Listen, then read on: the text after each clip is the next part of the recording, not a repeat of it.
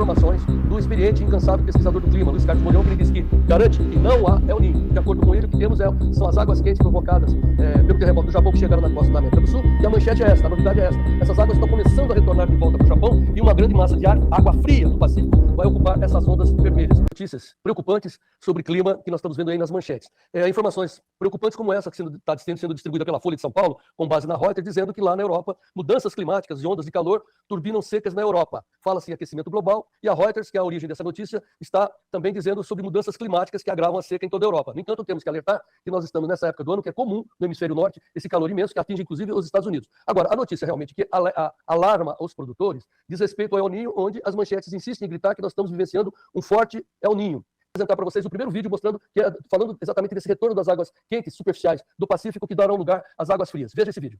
Essa água quente que saiu de lá do Japão, com uma onda subsuperficial, ela passou pela região equatorial e agora, como ela está aflorando a superfície do Pacífico, o vento por atrito vai levá-la de volta à Austrália e da Austrália em direção ao Japão, a corrente Kuroshio, corrente oceânica Kuroshio, vai bombear essa água quente. Lembrar que o plano da órbita da Lua está com uma declinação maior de 28,6 graus, que ocorreu em março do ano passado. E, em geral, ele passa aí da ordem de um ano e meio, quase 2, porque o plano vai chegando na sua inclinação máxima, e aí ele dá uma parada, antes de mudar de direção e voltar. Eles em inglês chamam isso de Lunar Stand Still. Quer dizer, o plano da órbita da Lua fica parado. Depois ele começa devagarinho a voltar, e aí ele se acelera quando está mais ou menos no meio, em cima do Trópico do Câncer e do Trópico do Capricórnio. E, como eu tinha dito antes, não tivemos nenhum El Niño forte quando o plano da órbita da Lua estava inclinado como está hoje. Portanto, você entendeu muito bem, não tem El Niño nenhum. Essa água quente vai voltar, ser bombeada pela corrente Kuroshio de volta para o Japão. Um abraço. Nesse segundo vídeo, o professor Molhon reitera e afirma: as águas estão voltando, dando lugar para águas frias. Veja o segundo vídeo. JB, entre no CPC, no Climate Prediction Center. A hora que abrir do lado esquerdo, tá lá, é o Ninho Laninha. Clica em cima dele e vá para a animação da anomalia de temperatura do Pacífico. Eles chamam de relativa, tá? Eles corrigiram agora, assim, arbitrariamente. Veja lá, que na América do Sul tem água muito quente se estendendo em direção à Austrália. Isso porque, como eu disse, a onda chega, ela encontra o continente sul-americano, que é uma barreira, ela bate, sobe e aflora a superfície. Como o vento está normal, vento soprando de leste para oeste, ou seja, da América do Sul em direção à Austrália, esse vento por atrito vai espalhar essa água como está espalhando, tá? Então não tem nada de El Niño aí. Olhe do lado da Austrália, do lado da Indonésia, do lado esquerdo, você vai ver que tem muita água fria. O que vai acontecer é que a força gravitacional da Lua está atuando em cima da corrente oceânica Kuroshio, que leva a água para o Japão, costa da Rússia, costa norte da China, e essa corrente está atuando agora. E ela está transportando água quente para lá. Então ela vai pegar essa água quente que está aí na região equatorial e vai transportar de volta lá de onde ela saiu, no Japão. Tá? Aquele terremoto dia 20 de abril, no nordeste, ao nordeste do Japão, que não foi no continente, não foi em Hokkaido, foi a nordeste de Hokkaido. Esse terremoto, como eu disse, muito raso, transferiu muita energia, criou essa onda subsuperficial que trouxe água quente. Nesse terceiro vídeo, o professor Molhon aborda o acoplamento das águas do Pacífico com a atmosfera, coisa que não está acontecendo. Ouçam e vejam esse terceiro vídeo do professor Luiz Carlos Molhon. E um detalhe também no IOS, que é o índice que mede a oscilação sul, que é o acoplamento da atmosfera, o fato de estar negativo durante um mês não quer dizer absolutamente nada, porque nós temos no nosso inverno uma troca de massas de ar polar e associadas a sistemas de baixa pressão que saem da região polar e vão até a região equatorial. E essas massas de ar polar associadas a esses sistemas de baixa pressão, ou ciclones extratropicais, como são chamados, eles baixam a pressão momentaneamente. Então, se você tem uma sequência de vários, uma a cada semana, a pressão em Tahiti vai ficar baixa, mas não quer dizer que a atmosfera está acoplada. Como eu disse, causou espanto para muita gente o fato de a água quente ter chegado muito rapidamente na costa da América do Sul. Quando você vê aquela onda que parece com El Niño, mas não é, foi resultante da energia liberada pelo terremoto no dia 20 de abril, no Japão. Aquela onda viajou muito rápido. Uma onda de El Niño, normalmente ela leva aí da ordem de 3 meses para cruzar o Pacífico da Austrália até a América do Sul. Essa daí foi um mês e alguns dias apenas. De onde ela tirou toda essa energia? Ela tirou do terremoto. Então, foi o terremoto que gerou essa onda interna. E, claro, se estava mais quente, ela não vai conseguir subir. Por quê? Porque a 150 metros de profundidade, onde estava a água quente, a pressão é simplesmente 15 vezes maior do que o da superfície. Então, a alta pressão impede que a água, embora esteja quente e menos densa, suba. Mas quando ela vai viajando nessa velocidade, claro, ela encontra o continente sul-americano, ela é um obstáculo, ela é obrigada a aflorar. Então bate no continente, sobe, aflora e dá essa água quente todinha. Como o vento está de leste para oeste, soprando da América do Sul em direção à Austrália, então espalha rapidamente essa água quente. Mas eu continuo apostando no meu taco, na minha intuição, de que isso aí não é um El Niño. E como eu disse para você, quando você olha naquela figura em que tem a animação de águas subsuperficiais, você já vê água fria na retaguarda da onda que está se deslocando.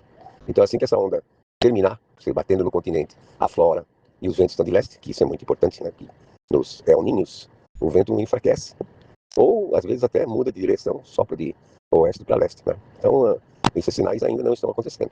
Então, o IOS é negativo em coisa de um mês, algumas semanas, não quer dizer nada. O importante é durante, por exemplo, 90 dias. E agora, o Sol já começa a retornar, ainda está no hemisfério norte, já começa a retornar, tem um aquecimento natural no Pacífico Equatorial, mas já está começando a haver mudança na circulação, que vai parar de subir essas frentes frias com uma frequência grande. Mas ainda temos bastante tempo de inverno ainda.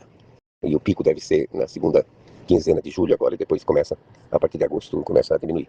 E também uma incoerência muito grande, né? Porque os El Niños fortes, como 2015, 2016, 97, 98, provocam secas severas, né? Muita chuva no sul e chuvas aí no Matupiba e tal. Quer dizer, não chove. Simplesmente não chove, né? Então são algumas incoerências. Agora, o estudo completo do professor Luiz Carlos Mulhon sobre o El Niño, onde ele explica por que nós não estamos vivenciando um El Niño nesse instante, com base em ciência, com base em informações. Vejam aí. O Ninho 1, 2 é próximo da América do Sul, o Ninho 3 é essa região em vermelho, o Ninho 4 é a região mais quente, próximo da Austrália e da Indonésia. E ao longo desses retângulos nós temos entre a América do Sul e a Austrália cerca de 70 boias fixas, algumas delas que vão com instrumento até 1000 metros de profundidade, que permitem monitorar na região equatorial situações de El Niño e Laninha. O que causou ou tem causado apreensão e atrapalhado muito a rotina do agronegócio, porque o produtor fica com medo de plantar, assim ele não compra, o comerciante não vende e a fábrica ou as empresas não entregam para o comerciante. E o resultado é que está causando um problema sério em função de previsões como essas, feitas, por exemplo, pelo Instituto Internacional de Pesquisa do Clima e Sociedade. O IRI colocou 100% de probabilidade de se ter um El Niño agora em julho, seguido no mês de agosto de 100% de probabilidade e decrescendo ligeiramente para o final do ano, quer dizer, tudo está entre 97% e 100%. Mas essa barra vermelha indica a probabilidade de se ter águas acima de meio grau, porque na realidade a barra é composta de várias probabilidades, como por exemplo, vamos pegar o exemplo do mês de novembro, dezembro, janeiro, centrado em dezembro, nós temos aqui 2% de probabilidade de se ter um El Niño fraco. Temos 10% de probabilidade de se ter um El Niño moderado de 1 grau e meio, 25% de probabilidade de se ter um El Niño forte entre 1 grau e meio e 2, e 63% de probabilidade de se ter um El Niño com mais de 2 graus acima da média, como foi o de 2015, 2016, o de 97 e 98. Então tome cuidado, que mesmo pelos modelos deles, nesse caso usaram 18 modelos dinâmicos que simulam o deslocamento da atmosfera e 12 modelos estatísticos. Não quer dizer que pelo fato de que isso aqui é uma média de 30 modelos, que ela seja melhor, porque cada modelo individualmente é ruim. Mesmo com os modelos deles, teríamos 63% de probabilidade de se ter um El Niño com 2 graus acima da média, mas não 100% de probabilidade como está sendo interpretado. E lembre-se que isso é resultado de modelo, e portanto, sendo resultado de modelo, como os modelos não conseguem reproduzir o clima global, precisa tomar cuidado. Por exemplo, um dos grandes problemas dos modelos é o ciclo hidrológico, que é muito difícil de ser parametrizado, talvez impossível de ser parametrizado, que não nos dá uma previsão de chuva que seja confiável. E se o modelo não consegue dar uma previsão de chuva que seja confiável, ele não serve para nada. Então, muito cuidado. O que é o El Niño? O El Niño é apenas água quente. Não acontece nada, porque quem muda a distribuição da nossa chuva é a atmosfera. El Niño, água quente, é o oceano, e a atmosfera tem a OS, que é a oscilação sul, que é a oscilação do campo da pressão, medida em geral em 2 centros, aqui em Darwin, a 11 graus sul, na Austrália, e outro aqui em Tahiti, na Polinésia Francesa, no Pacífico Central. Esses 2 centros são selecionados para medir a variação da pressão atmosférica, que funciona como uma espécie de uma grande gangorra barométrica, ou seja, quando ela sobe em cima de Darwin, ela baixa em cima de Tahiti, e também sobe em cima da Amazônia e Nordeste. No caso, quando temos então pressão baixa em Tahiti, pode estar associada a um El Niño ou não. E quando sobe a pressão aqui e baixa lá, temos uma condição que pode estar associada a uma situação de Laninha. Então, essa variação de pressão é que é responsável pela mudança na distribuição da nossa chuva. Como é que está a situação agora, de 28 de junho a 4 de julho, desses 2 centros? Nós temos a parte sul da Austrália, que está com pressão mais baixa, mas ali no norte parece que a pressão está um pouco alta. E aqui em Tahiti, a pressão está alta, nessa região, em torno de 17 graus sul. Então isso não é uma condição de El Niño, ao contrário, isso aqui é uma condição normal, ou se a pressão estivesse muito alta, seria uma condição de Laninha. Então no El Niño tradicional, a pressão é alta nessa região e baixa lá. Nesse caso, o vento sopra da alta pressão para baixa pressão, arrasta a água aqui da América do Sul, empilha a água em cima, no norte da Austrália e da Indonésia, e esse empilhamento de água muitas vezes faz com que o oceano fique 50 centímetros mais alto lá do que aqui na América do Sul. Esse peso da água tenta pressionar as camadas inferiores do Pacífico, mas como isso é impossível, porque a água é um líquido incompressível, as camadas rebatem vêm e expulsam água quente, semelhante ao que vocês estão vendo aqui, criando uma onda que nós chamamos de onda de Kelvin. Então o que vocês estão vendo é um corte na vertical, aqui está a superfície do Pacífico, da Austrália até a América do Sul, nós estamos vendo em profundidade até 450 metros, como disse, existem cerca de 70 boias entre a América do Sul e a Austrália, e o que vocês estão vendo é uma onda semelhante à onda de El Niño. Nesse caso, essa daqui vai até o dia 7 de julho, essa onda recente que estão confundindo com El Niño, mas não é. Notem que atrás dessa onda já tem uma região de água fria, sugerindo então que essa onda, depois de bater no continente sul-americano, aflore e vai ser espalhada pelo Pacífico, porque os ventos estão soprando de leste, ou seja, da América do Sul em direção à Austrália, e assim que terminar essa água quente, essa água fria toma conta. Se essa onda não é de um El Niño, então o que pode ter acontecido?